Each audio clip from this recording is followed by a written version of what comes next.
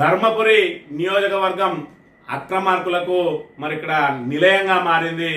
ఏదైతే కొండలు గుట్టలు మరి కొల్లగొట్టుకుంటూ పోతా ఉన్నారు, మరి విలువైన ఆ మట్టిని అదేవిధంగా భూగర్భ సంబంధించిన ఆ వనరులన్నింటినీ దోసుకెళ్తామన్నా మరి ఇక్కడ అధికారులు చూసి చూడనట్టు వ్యవహరిస్తున్న పరిస్థితిని మనం ఇక్కడ ప్రధానంగా గమనించాలి. ఇక్కడ చూసుకున్నట్టయితే ధర్మపురి మండలం రాయపట్నం శివారు మరియు తిమ్మాపూర్లో మట్టి మాఫియా మరి ఏ విధంగా ఆగడాలు చేస్తా ఉన్నారంటే,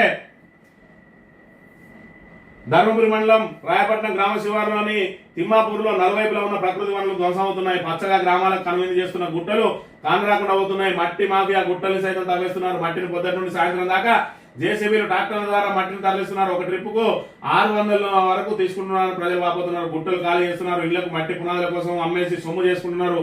మరి ఇక్కడ మట్టి అక్రమ తవ్వకాలు ఇంత పెద్ద ఎత్తున జరుగుతా ఉన్నా కూడా పట్టించుకునే నాదుడే లేడు. ఇక్కడ చూసుకున్నట్టయితే గొట్టలను తొలుచుకుంటా పోతా ఉన్నారు. సహజ వనరులను కాపాడాల్సిన అధికారులు ఏం చేస్తా ఉన్నారు?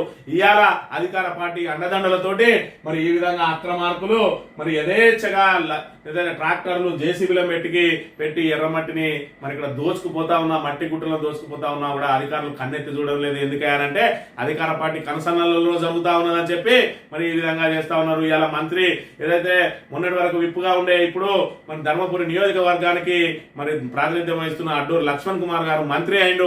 మరి ఇలాంటి అక్రమాలను ఎందుకు అరికట్టలేకపోతా ఉన్నారు? ఇక్కడ మంత్రిలో చూసుకుంటే ఆ మంత్రిలో ఇదే విధంగా కమ్మపల్లి గుట్టలను తొలుచుకొని పోయినారు.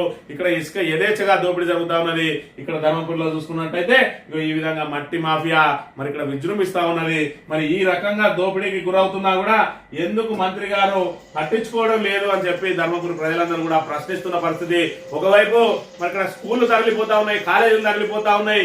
అక్కడ నుంచి మరోవైపు మరి ఆ వెలుగటూరు మండలానికి సంబంధించి ఏదైతే దానికి ఇప్పటికే భూమి శాంక్షన్ అయింది, మన మహిళా కాలేజీ తరలిపోతున్నా కూడా పట్టించుకుని మంత్రి గారు ఇక ఈ విధంగా జరిగినా కూడా ఒకవైపు నీళ్లు రాక మంచినీళ్లు లేక నియోజకవర్గ ప్రజలు ఇబ్బంది పడుతూ ఉన్నారు. కానీ ఓన్లీ మరి ఇక్కడ దోపిడీకి మాత్రం నిలయంగా మారింది ధర్మపురి. అందినంత దోచుకోవాలన్న చందంగా అధికార పార్టీ అండదండలతోటి పట్టమగలు జేసీబీలతోటి గుట్టలను ధ్వంసం చేస్తున్నా కూడా పట్టించుకునే నాదురే లేడు. మరి మంత్రి గారికి ఇది కనబడతలేదా? లేదంటే మంత్రి గారికి సంబంధించిన అనుచరగణమే మరి ఈ కార్యకలాపాలకు పాల్పడతా ఉన్నారా, ఈ మట్టి మాఫియాను నిర్వహిస్తా ఉన్నారా అనేది ఒక్కసారి గమనించాలి. ఇలాంటి వనరులు దోపిడీకి గురైతా ఉంటే అరికట్టాల్సిన మరి ఇక్కడ అధికారులు కన్నెత్తి చూడడం లేదంటే వాళ్ళను మరి అటువైపు పోకుండా నిలువరిస్తున్నది ఎవరు? ఇలా ధర్మపురి అధోగతి పాలవుతా ఉన్నది. మరి ఇక్కడ ధర్మపురి ఏదైతే మరి ఇక్కడ గతంలో చూసుకుంటే మన మంత్రిగా ఉన్నటువంటి మరి కొప్పుల ఈశ్వర్ గారు ధర్మపురి నియోజకవర్గ అభివృద్ధి కోసం అహర్నిశలు కృషి చేస్తే ఇవాళ అందిన కాడికి దండుకో అన్నట్టుగా ప్రకృతి వనరులన్నీ కూడా దోపిడీకి గురవుతున్నా కూడా ప్రస్తుత మంత్రి అడ్డూరి లక్ష్మణ్ కుమార్ ఎందుకు మరి దీన్ని ఆపుతలేడు?